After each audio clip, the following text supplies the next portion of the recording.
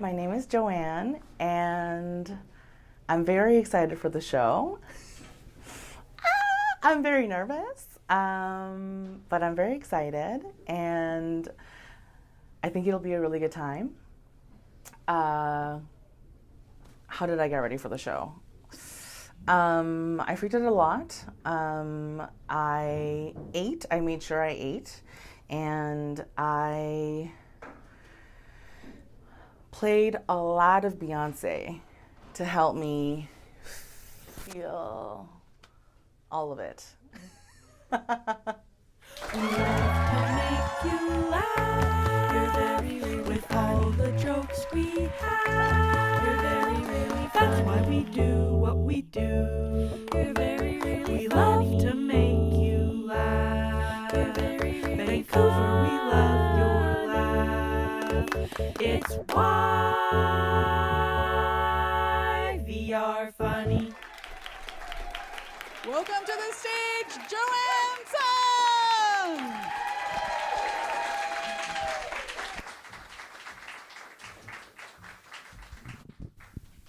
Hi, everyone. How's it going?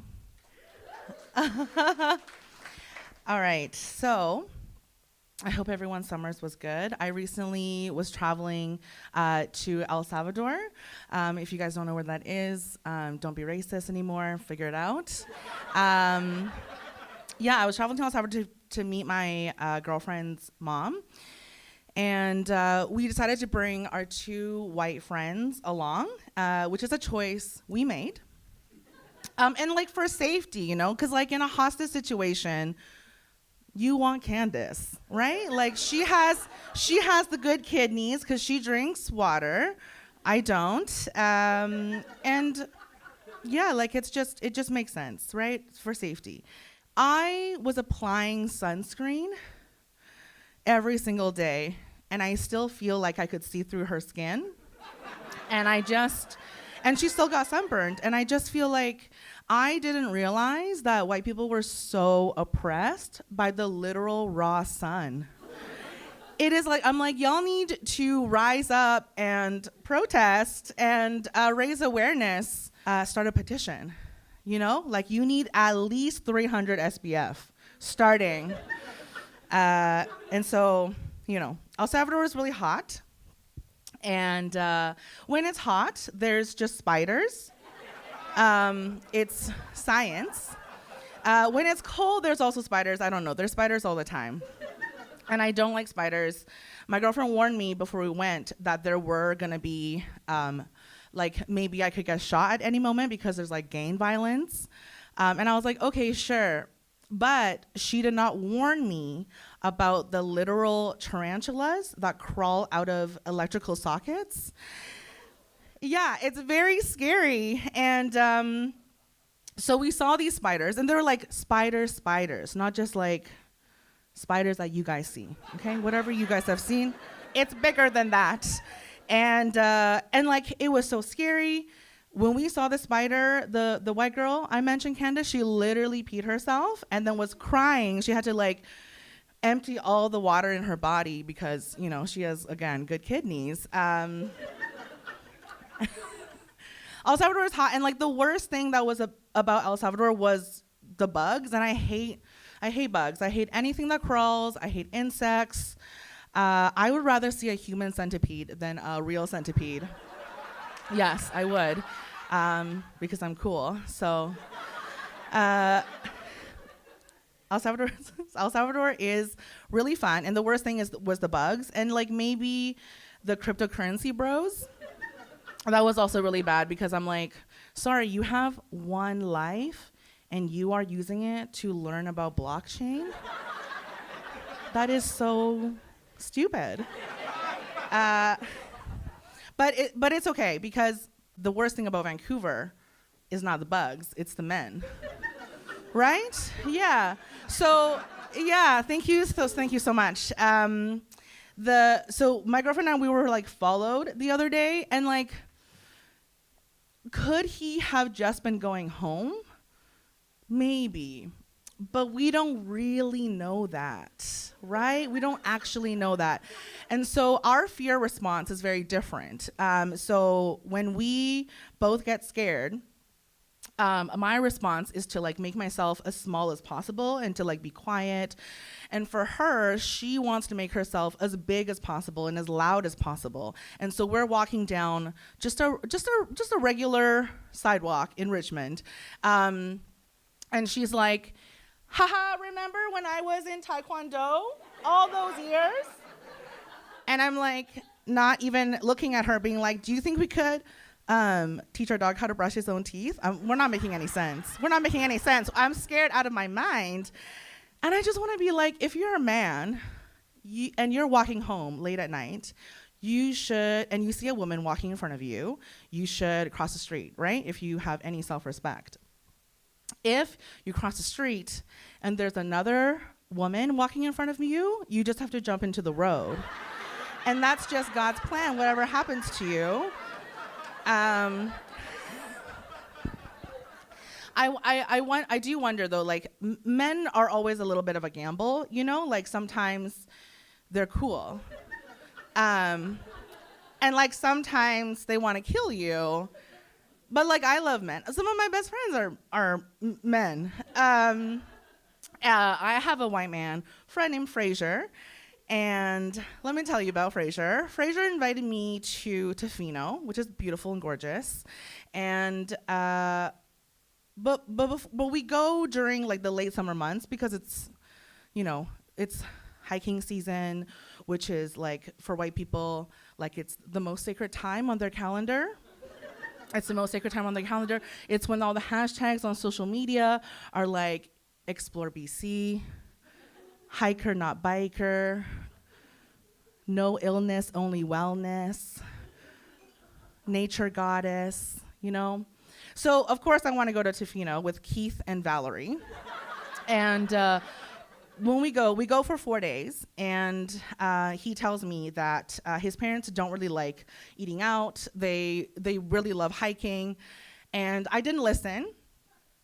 I should have listened, because nothing is more important to me than learning about white culture before they go extinct in 2025. And so I didn't listen. I should have. So for the whole 4 days, we go for 4 days. For 4 days, we were hiking the whole time. The first day, very fun. We're going on a hike. We go and stop and get snacks, which if you don't know how to hike, you're in the wrong city. But if the best part about hiking is getting snacks beforehand, eating during the hike, after getting a big meal. So we're getting snacks, and after we are finished the hike, we go and they're like, oh, let's go get ingredients for dinner. And I had to pull him aside and be like, out of earshot of his parents, of course, because they were packing away their walking sticks. And I had to be like, hey, I'm not sure, like I'm still getting acquainted to traveling with white people. Do you guys not eat lunch? Is that not a thing you guys do? You guys just fully skip lunch? Because today, all I've had was a 1 Baby Bell cheese and like some nuts and a singular banana. I'm very hungry. I'm unconsensually losing weight. What's going on? And so, day 4, if you have been keeping up, we are still hiking. And you might ask yourself, why didn't you suggest something else? And I don't want to seem high maintenance, because for a woman to be high maintenance, it's really just needing food, water, shelter. And I didn't want to seem high maintenance, and so I just wanted to be like, oh, well, why don't we try something else like kayaking? And I was outnumbered. It was hiking. We were gonna hike. But on the last day, we did go to a restaurant called Wolf in the Fog. Very delicious, very good. And at Wolf in the Fog, there are share plates. You can like order a plate for 2 people, and I got one for myself. And when the food got here, Keith was like, oh, that's a lot of food. How are you gonna eat all that food? And I was like, with my mouth, Keith. I have been here for 4 days, and this is the first time I'm using my mouth. Thank you so much, everyone. My name is Joanne. Thank you for bearing with me.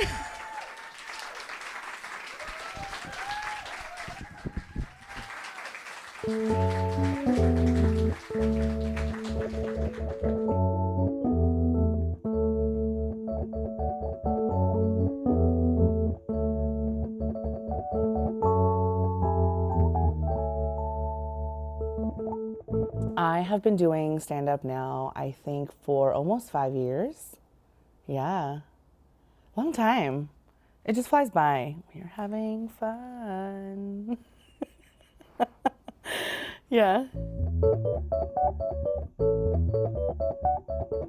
I love that people come see a show and no one knows what's going to happen, but everyone is there and everyone is enthusiastic about what they're going to see. I think that it's very similar to how much I love music festivals. Everyone is there for the same love, the love of music, the love of laughter. So that's really what I love about comedy.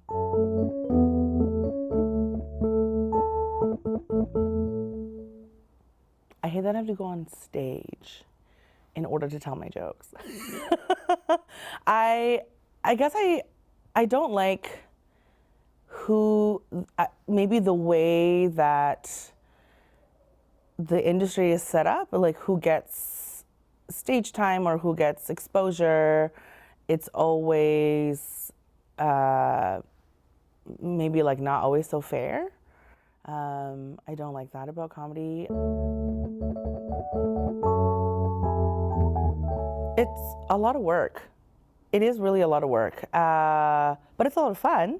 It is a lot of work. I wish the general public knew that heckling isn't cute, and that, yeah, that it takes a lot of work, and we do it because we really like it. You kind of have to. I feel like that's how you know. Yeah. I'm a fan of so much comedy, everything. Lots of incredible local talent. I can't name everyone because that's unfair. But so much local talent that I am in love with, and but I grew up watching Matt TV, inappropriately so horrible, and like Dane Cook and Russell Peters, my brothers, because that's what my brothers liked when they were younger. But when Dane Cook was good, he was good, you know, but also not good. Whatever happened to Dane Cook? I also remember listening in the car on CD with my parents.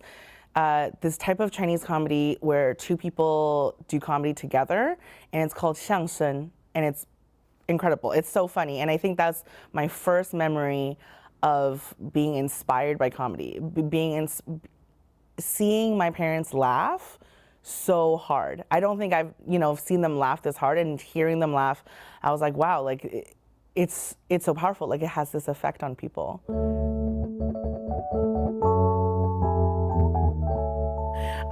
The first time I did stand-up comedy, wild, was in, I think, the Foxhole, and it was after very many persistent and insistent friends to do it. And I remember I did it, and also because my therapist had recommended it years ago, and I was like, this is hilarious. I remember doing jokes about my endometriosis, which I was like, they'll find this funny because I find this hilarious now. And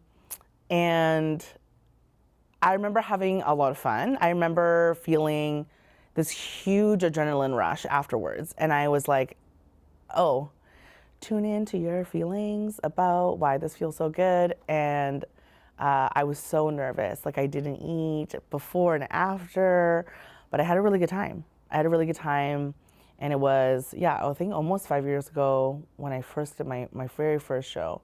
And the audience knew that it was my first time. So I think they were generous with their laughter, which is exactly what I needed, is to be held all the way through. So.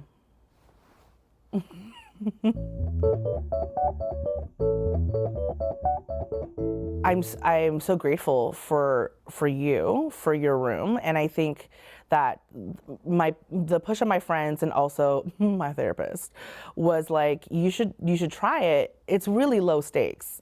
You're not, and I think that's really what it is about comedy, is that it's pretty low stakes. You're not selling out stadiums the first go, you know? Like, I think for other professions where, I don't know, if you're a model or an athlete, like, you're performing kind of in front of a lot of people and you have to be really good. Where something like this, you don't really need to be amazing. And I think that I remember saying to you, like, I don't have any other new jokes. And I remember you saying, being like, it's okay, you can do the same jokes. And I was like, huh, interesting. So yeah, that was the push of really community and my friends made me do it.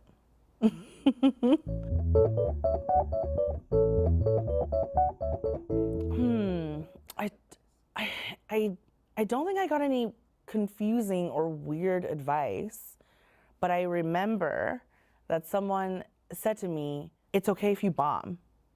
And I remember being like, okay, so I almost went into every show being like, if I bomb, it's okay. If I completely mess up, it's all right. This has never happened. I'm kidding. I'm kidding, haha. But I want to say that that helped me for sure. For me to think that if something happens, if you forget, if you have an awkward moment, if someone's heckling you, I think that's okay. It's to be expected. We never really know what's going on. Wednesday night in Vancouver, hey, who knows who's gonna come? So I think, yeah, I don't think I ever got any bad advice. Other than maybe, I think some people who gave me unsolicited advice about a very specific moment in my joke, and I was like, I don't know if that's applicable. So that's it.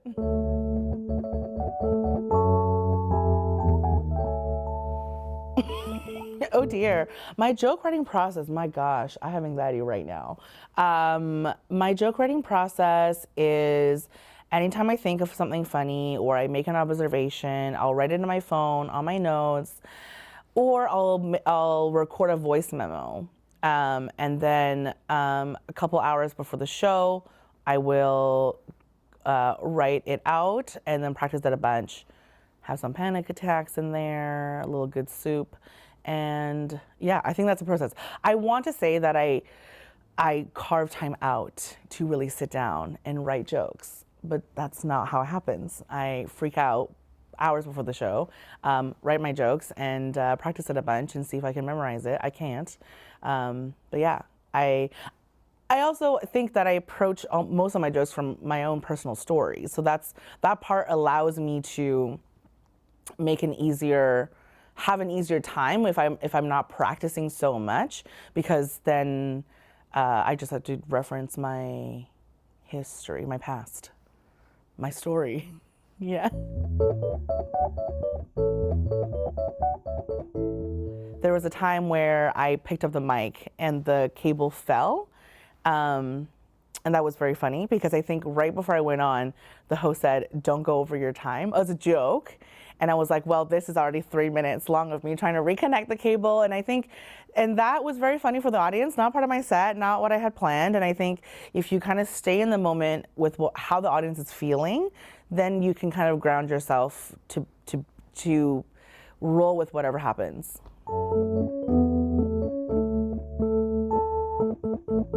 I will maybe like improvise or ad lib, depending, right? Like sometimes if the audience is all men, which horrific, but I will, right? I'll make fun of them. But I don't really think I took my material per se. There has been times where I will tweak a little bit here and there, depending on where I am. I think location-wise, I'll make slight changes to what I'm saying. But otherwise, I think I want to say the content of my jokes, I don't change for the audience. Yeah. Take it or leave it. Yeah.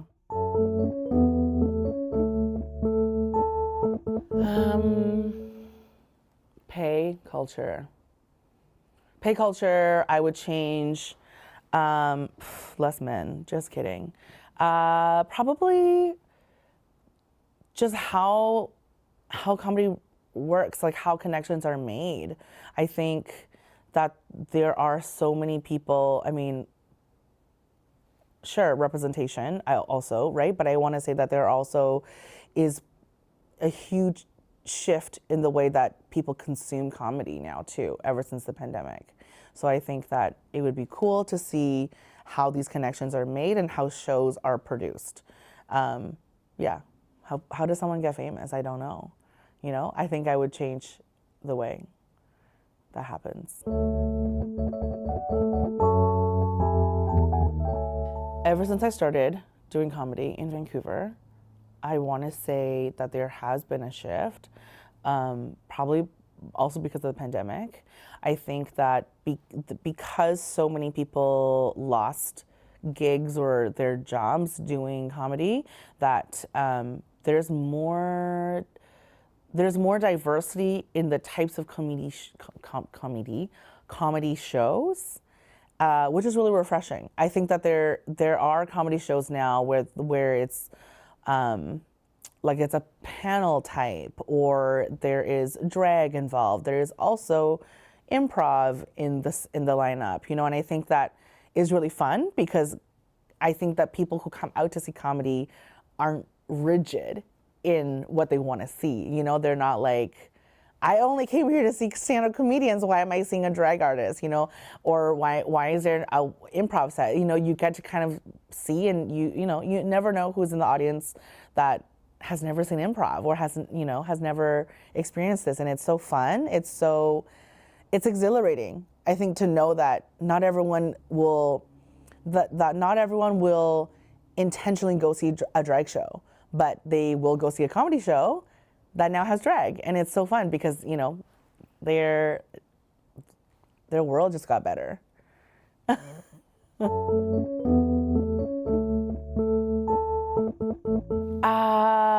The most fun that I've had on a show was probably after the show.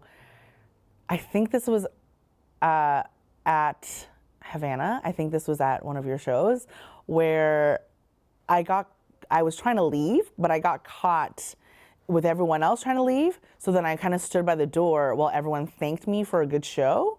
And I was like, I feel like a bride. I feel like I'm thanking everyone for coming, and they're thanking me, and it's so fun. And I, you know, had just done a killer set. That's the most fun. I think when you have a set that goes even better than you thought it would go. Yeah. I remember that also before the pandemic, I had said to you and to many other people that I'm just gonna have to like dig my feet in and just do more shows, right? I think that I was like, that's the only way for me to get better is to do more shows. And then the pandemic hit, and I was like, well, I'm gonna do no shows. And then when shows started opening back up, I did even more shows, and I was like, I genuinely actually really enjoy doing this, whether or not this becomes my career, whether or not I become famous, whether or not anything happens, I actually really like doing this. So I think the pandemic pushed me into really figuring out whether or not this is my passion. And I am passionate. I love it. I actually really do enjoy it. Like it's truly a career that you can build for your whole life. I want to be an old comedian. I want to be an old, wrinkly comedian, and people think I'm so funny. We love to make you laugh with all the jokes we have. That's why we do what we do. You're why we are funny. Richmond to Surrey, Delta and Deep Cove. We love to make you laugh. We love to make you laugh. We love to make you laugh. Vancouver, we love your laugh. It's why